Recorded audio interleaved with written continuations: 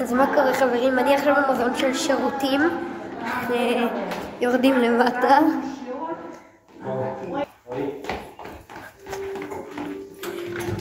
בואו נראה את השירותים הראשונים. למטה פה כרטיס. בטח. עברתי את הכרטיס שלי. עכשיו תראו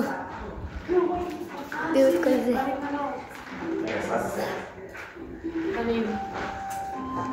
זה השירותים של הבנים. עכשיו תראו, לכל שירותים יש משהו אחר. זאת אומרת, השירותים עם ריחות, יש שירותים. רגע, אבא, אני מראה את השירותים שלך. תראו את השירותים. גם יש פה ריח לא טוב.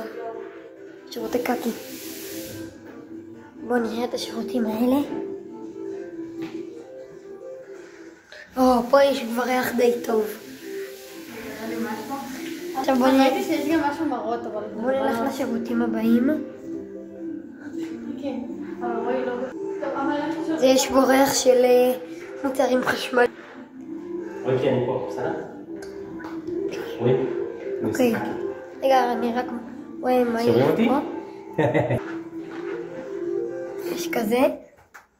עם ריח של שירותים רגילים. כן, יש גם ריחות רגילים. פה יש את השירותים האלה. משחקי מחשב כאלה. אוקיי. כאן אני חושב. יש פה גם שירותים. הייתי בזה כבר.